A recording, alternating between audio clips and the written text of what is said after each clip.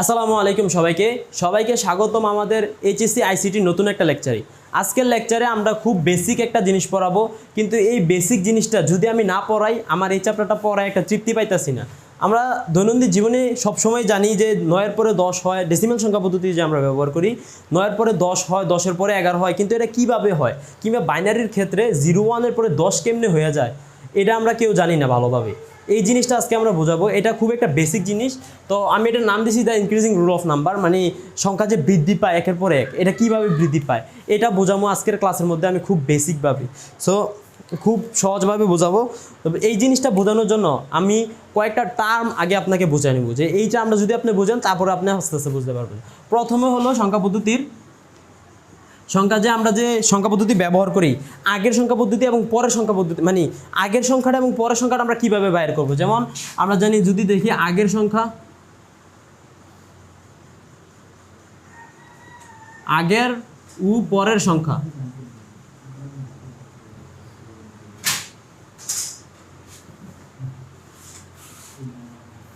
আগের ও পরের সংখ্যা, মানে একটা সংখ্যার আগের সংখ্যা এবং পরের সংখ্যা আমরা কিভাবে বের করব এটা আমরা দেখেন। যদি আমরা একটা সংখ্যা নিব, যে ধরেন নিলাম, আমরা একটা সংখ্যা নিলাম, ওটা হলো এক্স। এই এক্সের পরের সংখ্যা কোনটা হবে এটা আমরা কিভাবে বের করব। আমরা তো বেসিক্যালি জানি যে এই একের পরের সংখ্যা 2, কিন্তু এই একের পরের সংখ্যা 2 কিভাবে আসলো এটা আমি এখন বোঝাবো। দেখেন, এক্সের পরের সংখ্যা কি, পরের সংখ্যা, মানে এটার পরে যাইতে হলে কী করতে হবে, আমাদের 1 যোগ করতে হবে। যেমন একের সাথে আমাদের 1 যোগ হয়েছে, হইয়া আমাদের এই 2 হয়েছে, এই আমাদের এটা অ্যান্সার হয়েছে। তো এই 2টা কীভাবে হবে, 1 যোগ করলে, মানে পরের সংখ্যা বাইর করার জন্য আমাদের 1 যোগ করতে হবে। এই চ্যাপ্টারের মধ্যে আপনার এই থিওরিটা আরও অনেকভাবে কাজে আসবে, অনেক এমসিকিউতেও কাজে আসবে, যে পরের সংখ্যা কীভাবে বাইর করে। পরের সংখ্যা বাইর করার জন্য আপনার 1 যোগ করতে হবে। সেই ময়েতে এই যে 2 এর আগের সংখ্যা 1, এটা কীভাবে হলো, 1 বিয়োগ করার ফলে। আপনার যদি বলা হয় এই এক্সের আগের সংখ্যা কোনটা, এই আগের সংখ্যা বললে 1 বিয়োগ করে দিতে হবে। এভাবেই পরের সংখ্যা এবং আগের সংখ্যা বাইর করে। 2 থেকে যদি আপনি 1 বিয়োগ করে দেন তাহলে আপনার আবার পাই যাবেন 1। তো এইটা হচ্ছে পরের সংখ্যা এবং আগের সংখ্যাটা। তারপরে আসি, পরের সংখ্যা আগের সংখ্যার পরে আমাদের বুঝতে হবে কোনো একটা সংখ্যা পদ্ধতির মধ্যে অস্তিত্বটা কি আছে।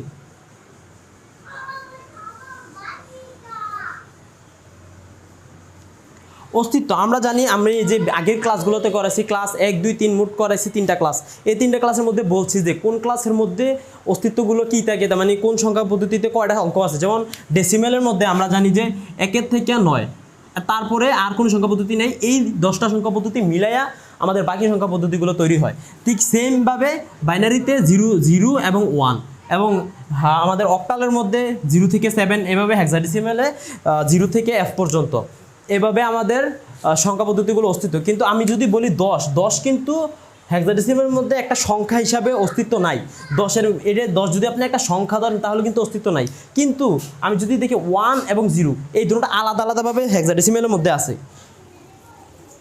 এই আলাদা আলাদাভাবে যে হেক্সাডেসিমেলের মধ্যে আছে, একসাথে কিন্তু নাই। তো 10 কিন্তু এক্সিস্ট করে না। আবার সেমভাবে 2, এটাও কিন্তু বাইনারিতে এক্সিস্ট করে না।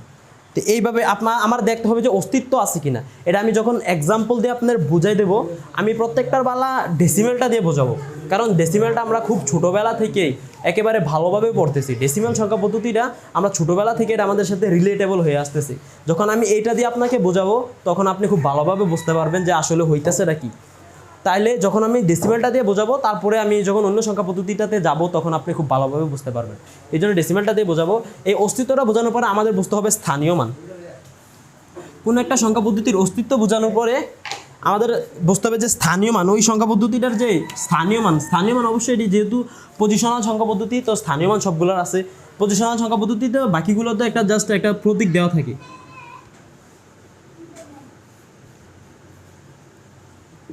স্থানীয় মান আমরা স্থানীয় মান কি জানি। যেমন আমি ধরে নিলাম একটা সংখ্যা x, একটা সংখ্যা যদি আমি ধরি x, y and z, এই সংখ্যাটা পদ্ধতিটা কি, এটা আছে এককের ঘরে, একক, এটা আছে দশকের ঘরে, তারপরে এটা আছে আমাদের শতকের ঘরে। এই যে স্থানীয় মানগুলা দেখেন, প্রত্যেকটা স্থানীয় মানের ভিতরে যে স্থানীয় মান, যে এককের ঘরে শুধুমাত্র একটা সংখ্যা পদ্ধতিই বসবে, মানে একটা সংখ্যাই বসবে, একটার বেশি বসতে পারবে না। যেমন ধরেন আমি ধরলাম যে 210, এখানে দুইটা জিনিস বোঝানো আছে, যেমন এই 0 এককের ঘরে, এককের ঘরে, এবং 1 এটা দশকের ঘরে। মানে কি আপনি কখনোই এই যে 10 এটারে আপনি ধরতে পারবেন, এই পুরোটার মিলে আপনি একক ধরতে পারবেন না। বুঝাতে পারতেছি? এই 10 আপনি পুরোটার কখনোই একক ধরতে পারবেন না, কিংবা শুধু দশকও ধরতে পারবেন না। এই একটা সংখ্যা পদ্ধতি মানে এককের স্থানে কিংবা দশকের স্থানের মধ্যে কখনো দুইটা সংখ্যা পদ্ধতি মানে দুইটা সংখ্যা বসতে পারবে না, শুধুমাত্র একটাই বসবে। যেমন এই যে ধরেন আপনি এটা ধরলেন যে এই পুরোটা মিলে হয়েছে একক, একক, এবং এটারে শুধু ধরলেন দশক। দেখেন আমরা জানি বাস্তব অর্থে এই সংখ্যাটা হচ্ছে 210 শতকের ঘরে ছিল, কিন্তু আপনি যদি দুইটা সংখ্যা পদ্ধতির একটা ভিতরে ধরতে চান তাহলে এটা শুধুমাত্র দশকের ঘরে আসতেছে। আপনি এই দুইটা সংখ্যা থেকে যদি একটা নেন, যদি ধরে নিলাম 0 নিলেন, তাহলে কত হলো 20 হয়ে গেল। এটা এই দশকের ঘরে 2 এবং এখানের 0 মিলে আমাদের 20 হয়ে যেছে। মানে কই 210 কই 20। কেউ যদি আপনারা 220 টাকা দেয়, সরি 210 টাকা দেয়, আর আপনি যদি 20 টাকা দেন, সে তো আপনারা ধরে মারবে। তো এককের ঘরে দশকের ঘরে যেই ঘরে বলেন শুধুমাত্র একটা সংখ্যা পদ্ধতি বসতে পারবে। এটা ছিল স্থানীয় মানের একটা ইয়া। তারপরে আরেকটা জিনিস বোঝানো আছে, এটা হলো যখন আপনি একটা সংখ্যা পদ্ধতি, যেমন আমি আবার 210 দিলাম, 210 এখানে আপনি যখন এখানে লিখবেন, দেখেন এখানের 0 এটার মান কত, ধরে নিলাম আমি এটা একটা ডেসিমাল সংখ্যা পদ্ধতি, ধরে নিলাম যে কোনো সংখ্যা পদ্ধতি হতে পারে, ডেসিমাল সংখ্যা পদ্ধতি। এই 0 মান কত, 0 ইন্টু দশমিকের উপরে base to the power 0, sorry যে বেসটা আছে উপরে 0, তারপরে এটার মান কত, এটার মান হচ্ছে 0 ইন্টু বেস টু দি পাওয়ার 1। তো এইটার দশমিকের স্থান অনুযায়ী স্থানের পরিবর্তন হইতেছে, মানে প্রত্যেকটা মানের যে নির্দিষ্ট মান প্রকৃত মানটা আছে এটা পরিবর্তন হইতেছে। যেমন আপনি দেখেন এখানে 0 এখানে 1, আপনি যদি এখানেও 1 লেখেন 211, এখানে 1 এবং এখানে 1, কিন্তু এই দুটোটা 1 কিন্তু এক না। এখানে 1 এর মূল মান কিন্তু একই, কারণ 1 ইন্টু 10 টু দি পাওয়ার 0, তো মূলত 10 টু দি পাওয়ার 0 তো 1 হয়ে যাবে, 1 ইন্টু 1, তার মানে এখানে 1 মানে তো 1ই থাকতেছে। কিন্তু এখানের যে 1, এই 1টাকে যদি আমরা বাইর করি, এইটার মান কত, 1 ইন্টু 10 টু দি পাওয়ার 1, তো 10 টু দি পাওয়ার 1 মানে 10, আর 10 ইন্টু 1 মানে 10। তার মানে দেখেন এখানের 1 এখানে 1, কিন্তু এখানের 1 যেটা এটা এখানের 1 এখানে 10-এর সমান। আমি আবার বুঝাইতেছি, সরি এখানের 10 এখানের 1-এর সমান, আবার বুঝাইতেছি ভালোভাবে। দেখেন যদি আপনি এই জিনিসটা বুঝেন ভালোভাবে, তাহলে আপনার সংখ্যা পদ্ধতির যে অনেকটা বেসিক একদম ভালোভাবে ক্লিয়ার হয়ে যাবে। এখানে যদি আমি আপনাকে দেখাই, যেমন ধরেন এককের ঘরে 10, এককের ঘরে যদি আপনি 10 লেখেন, যে 10 পুরোটা মিলে আপনি 10 বললেন, কিন্তু যদি বলে দেন আপনি স্থানটা যদি আপনি নির্দিষ্ট বলে দেন যে শতক, তারপর হচ্ছে দশক,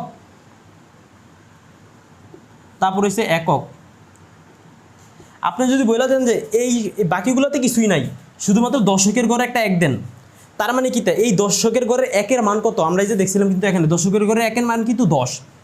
কিন্তু সেইমভাবে যদি আমি এককের ঘরে এই সংখ্যাটা দিই কত, 1, দশকের ঘরে 1 দেওয়াতে এটার মান কিন্তু 10, এটার প্রকৃত মান কত 10, আর এটার প্রকৃত মান কত 1। তার মানে এটার মাধ্যমে আমরা এটা বুঝতেছি যে এখানে 10-এর মান এখানে এখানে 1-এর মান এখানে 10-এর সমান, এখানে 10 এখানে 1-এর সমান। বুঝতে পারতেছেন? এখানে 1, এই একটা এখানে আসলে 10 হয়ে যেতেছে। এই জন্য, কারণ কি দশমিক সংখ্যা পদ্ধতিতে আমাদের স্থানীয় মানটা 10-এর উপর ভিত্তি করে বাড়তেছে। এখান থেকে এখানে এলে 10 বৃদ্ধি পাইতেছে, আবার এখান থেকে এখানে এলে 10 বৃদ্ধি পাইতেছে, 10 ইন্টু 10, তো এটা হয়ে যেতেছে 100। তো প্রত্যেকবার 10 করে বৃদ্ধি পাইতেছে। এই জন্য এখানে 1 এখানে 10, আবার এখানে 1, এই একটা যদি আবার এখানেও লেখেন, এখানে কিন্তু 100 হয়ে যেতেছে, এখানে 100 হয়ে গেছে। এই 10টা যদি আবার আপনি এখানে দেখেন, এখানে কিন্তু 1000 হয়ে যেতেছে, কারণ এখানে 10 করে বৃদ্ধি পাইতেছে। তো এই জিনিসটাই বুঝাতে চাইতেছি, এখানের 10 এখানের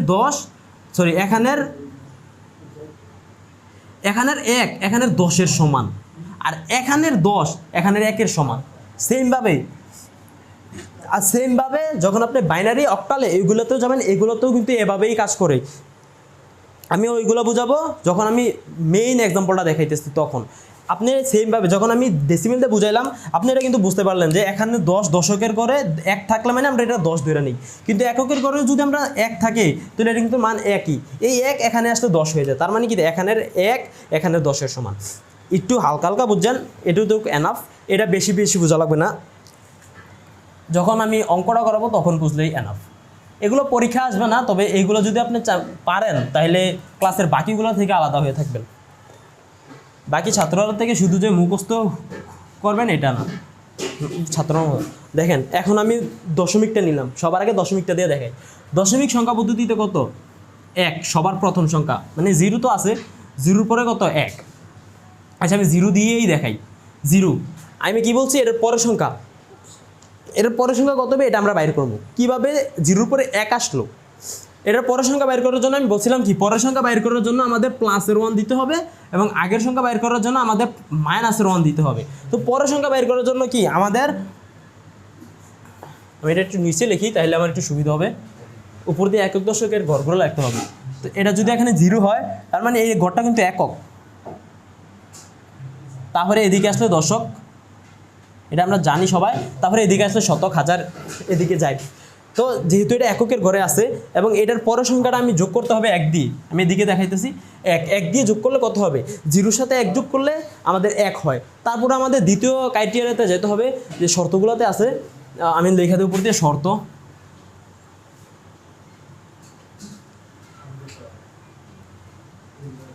শর্ত, এই দ্বিতীয় শর্তটা কিন্তু আমাদের অস্তিত্ব দেখতে হবে, যে ওই যেই সংখ্যাটা যোগ করার পরে বাহির হয়েছে এটার কি আসলে অস্তিত্ব আছে কি নাই। অস্তিত্ব না থাকলে এই সংখ্যাটা কি হবে? 0 হয়ে যাবে, যেটার অস্তিত্ব নাই। আমি বুঝাইতেছি, যখন আমরা 0-র সাথে 1 যোগ করতেছি তখন কত হচ্ছে? অ্যান্সার 1। তারপর দেখতে হবে যে আমরা যে ডেসিমেল পদ্ধতিতে বাইর করতেছি, ডেসিমেল সংখ্যা পদ্ধতিতে বাইর করতেছি, ডেসিমেল সংখ্যা পদ্ধতিতে আমার কি এই 1-এর যে 1 যে আইসে, যে সমান সমান সমান সমান যে 1 আইসে, এটার কি অস্তিত্ব আছে? অবশ্যই আছে ডেসিমেলের ভিতরে।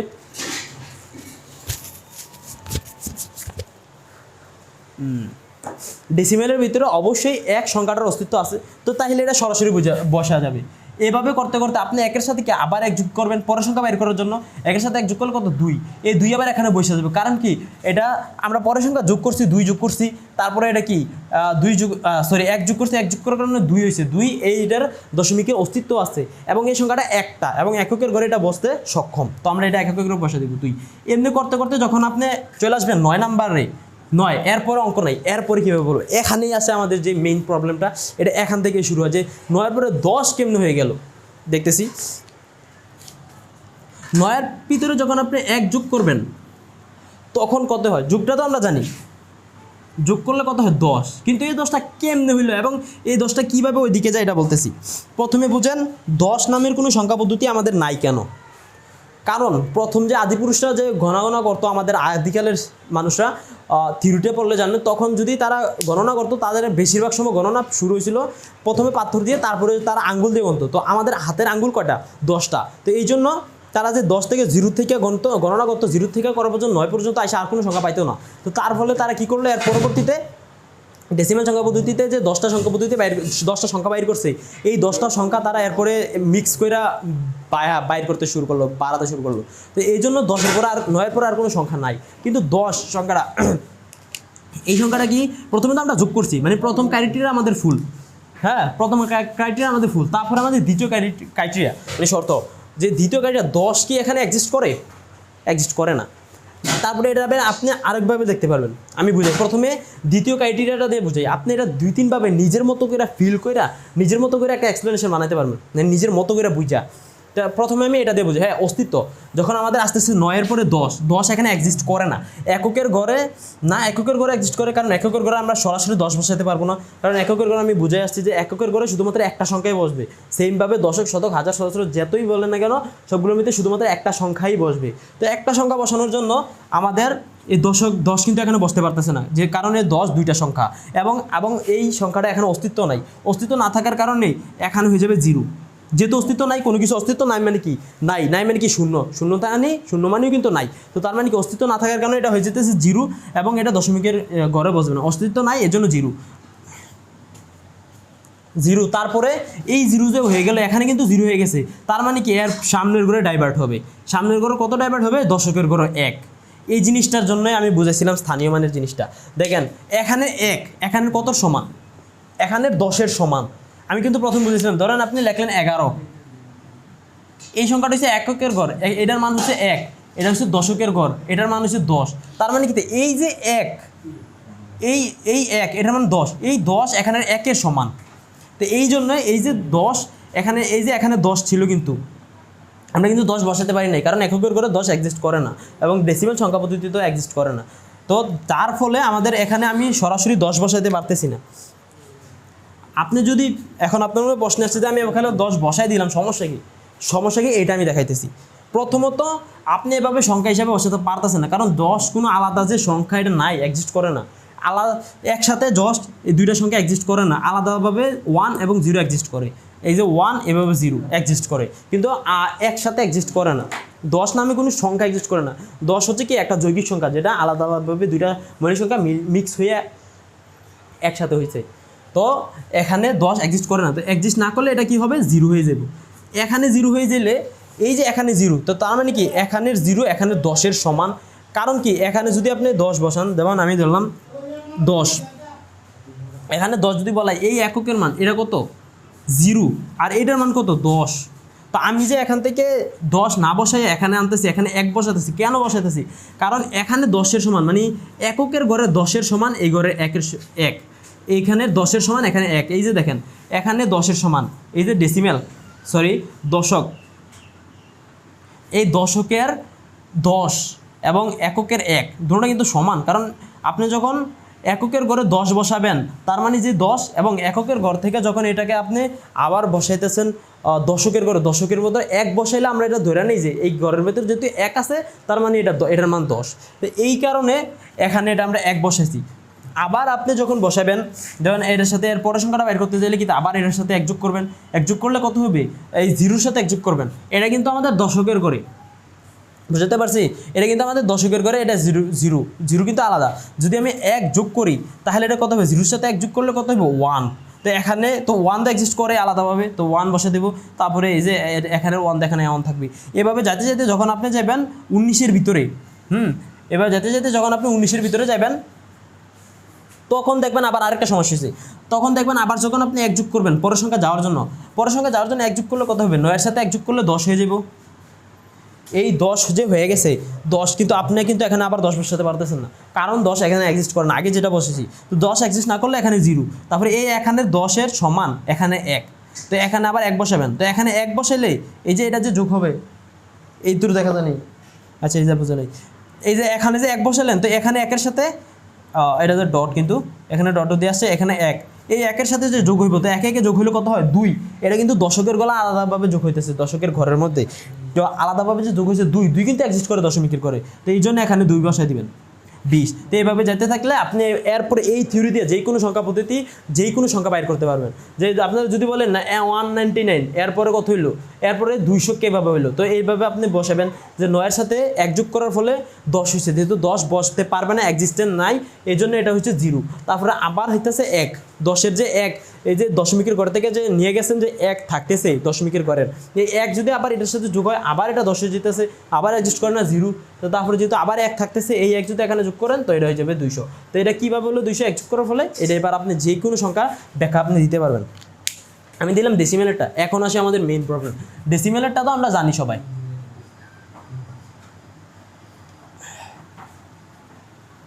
ডেসিমেলেরটা তো আমরা ছোটোবেলা থেকে জানি। এবার চলেন আমরা যে বাইনারি কিংবা অক্টাল এই সংখ্যা পদ্ধতিগুলো আছে, এইগুলো আমি দেখাই।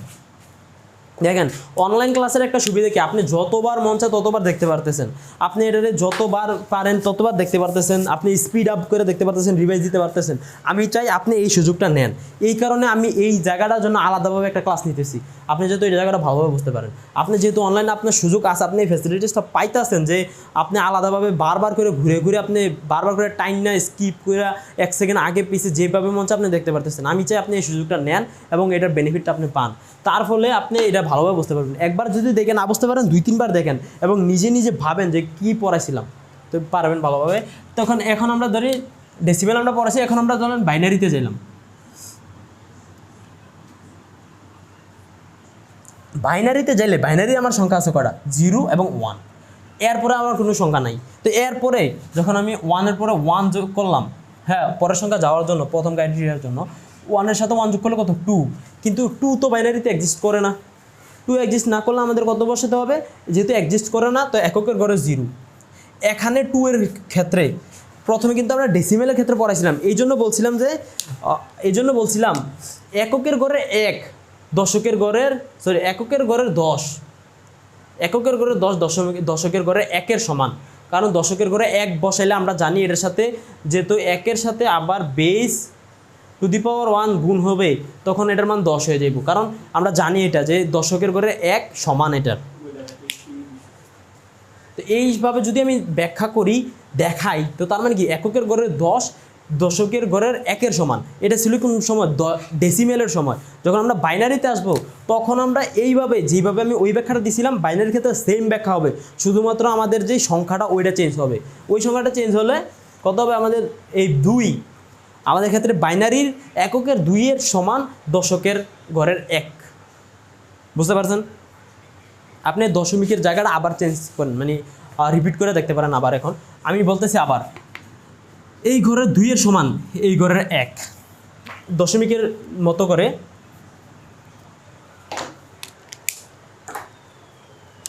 তারপরে কত হলো? এখানে যে 0 হয়ে গেল, তো তার মানে কি আমার 2 কিন্তু রয়েছে। তো 2 থাকার কারণে এই ঘরে 2 এর সমান, এই ঘরে 1 এর সমান, এই ঘরে 2 এখানে 1 এর সমান।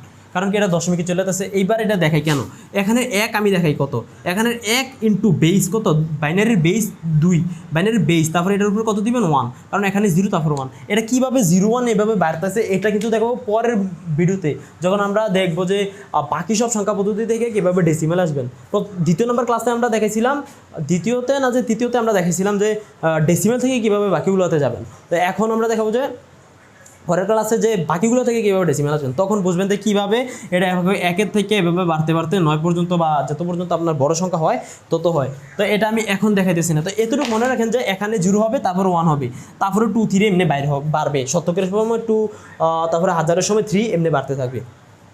এখানে যে 1 হয়েছে, তো 1 থাকার কারণে কত এটার মান 2 এর উপর 1 দিলে 2, তারপরে অ্যান্সারে 2। তো বুঝতেছেন এখানে কিন্তু 1, এই আসল 1 এর মান কত হয়েছে? 2। তো তার মানে এখানে 2 এর সমান, এখানে 1। আশা করি বুঝতে পারছেন। এই জায়গাটা একটু জায়গা আরও ভালোভাবে দেখেন,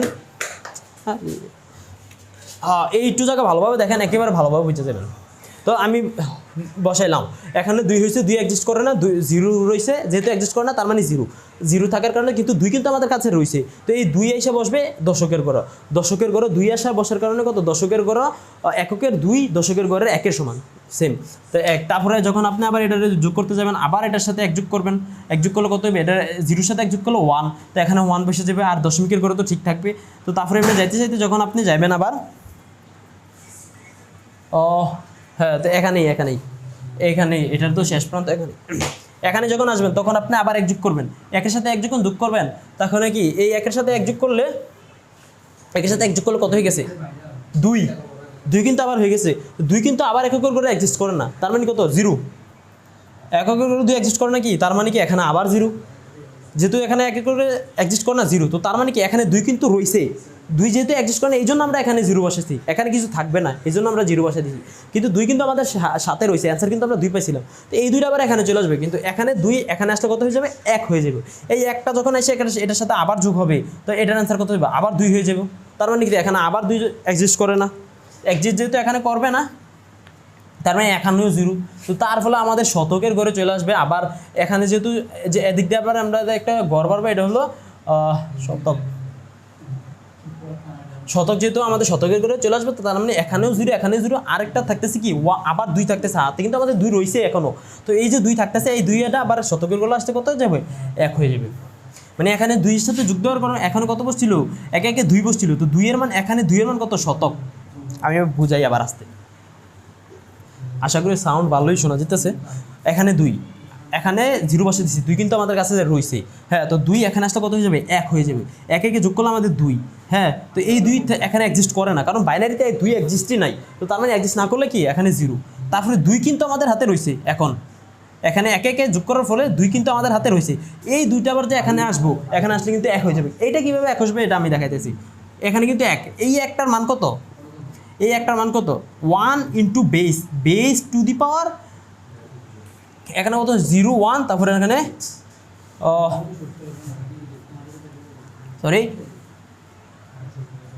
এখানের যেই এটা এখানে না, এখানে যেই 0টা আছে, এখানে 0 বসেছি, তার মানে আমার কি 2 রয়েছে। 2 এখানে আসলে কত হয়ে যাবে? জিরো হয়ে যেতেছে, জিরো আসলে তারপরে আমাদের হাতে থাকতেছে আবার এক, যেহেতু আমরা এখানে আসলে এক হয়ে যাব, একে একে যোগ করলে আমাদের আবার হয়ে যেতেছে দুই, দুই আবার এক্সিস্ট করে না, এই জন্য আমরা এখানে জিরো বসেছি। হাতে কিন্তু দুই রয়েছে, এই দুই আবার কি দশকের করে দুই, আবার শতকের করে কত হয়ে যাবে, এক হয়ে যাবে। তো এইভাবে আমরা এটা কিন্তু 100 সম্পূর্ণ হয়ে গেল। তারপরে আবার আপনি যোগ করবেন, তো এই জিরো জায়গাত 1 হবে, এটা জিরো হয়ে যাবে, এটা আবার 1 হবে, তারপরে আবার যদি আপনি যোগ করেন এই জিরো জায়গাতে এটাও 1 হয়ে যাবে, এভাবে আপনি বাড়তে থাকবে। আশা করি বুঝতে পারছেন এই জায়গাটা, না বুঝতে পারলেন আবার বারবার দেখেন, তারপরে বুঝতে পারবেন। তারপরে বাইনারি আমাদের শেষ।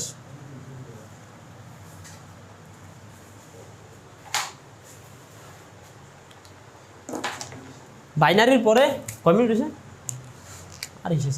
বাইনারির পরে আমাদের আসতেছে অক্টাল।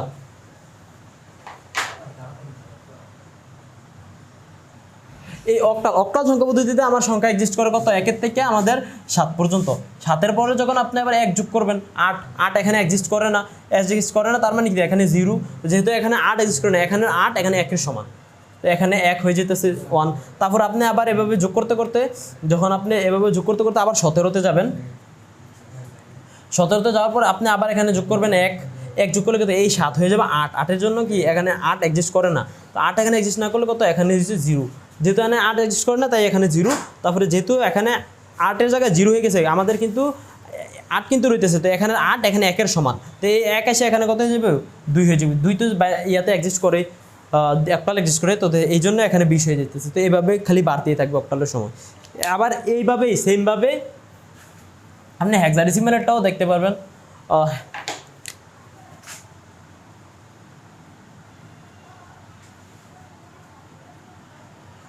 আমাদের এভাবে যখন হেক্সাডেসিমাল, আমরা জানি হেক্সাডেসিমালের মধ্যে সংখ্যা এক্সিস্ট করে 0 থেকে F পর্যন্ত।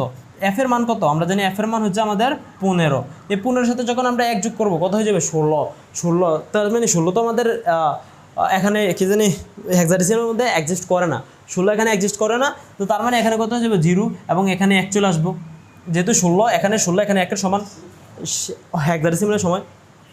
তারপরে আবার যখন আপনি আবার যাবেন, ধরেন আপনি এখান থেকে চলে গেলেন 1, যেতে যেতে আপনি একেবারে F পর্যন্ত চলে গেলেন, 1F, একেবারে যেতে যেতে F পর্যন্ত চলে গেলেন। তারপরে আবার কি এই F এর সাথে আবার 1 যোগ হইব, 1 যোগ হলে কত হয়ে যাবে, আবার 16 হয়ে যাবে। 16 এখানে এক্সিস্ট করে না, 16 এক্সিস্ট না করলে এটা আবার 0 হয়ে যাবে। তারপরে এই একটা এখানে আবার চলে আসবে, তো এখানে 2, তো এবারে 20। এভাবে যেহেতু 2টা এক্সিস্ট করে এখানে, তো 20 হয়ে যাবে। এইভাবে আপনার সংখ্যা পদ্ধতিগুলো প্রত্যেকটার মান এভাবে একটু একটু করে বাড়ে, এক করে বাড়ে। আমি দশমিকটা দিয়ে আপনারা ভালোভাবে বুঝাইছি, কারণ দশমিকটা আমরা ছোটোবেলা থেকে এটার সাথে রিলেটেবল আসছি। দশমিক থেকে বোঝানোর পরে আমি থিওরিটা বুঝে গেছি দশমিকের মধ্যে, তারপরে আমি বাকিগুলো অক্টাল, বাইনারি, হেক্সাডেসিমাল সবগুলো বুঝে দিছি। এই জিনিসটা আপনি বারবার হয়তো আপনি 2x দিয়ে বারবার দেখতে পারেন, বারবার টাইনা দেখতে পারেন, কোন জায়গাটা বোঝেন না ওই জায়গাটা ভালোভাবে বুঝবেন, তারপরে আপনার আশা করি এই কনসেপ্টটা আপনার ক্লিয়ার হয়ে যাবে, এবং আপনি এই যে বেসিক মৌলিক জিনিসটা আপনি অনেক ভালোভাবে পারবেন। আগামী ক্লাসের আমন্ত্রণ জানিয়ে আমি এখানে বিদায় নিতেছি। আসসালামু আলাইকুম। আল্লাহ।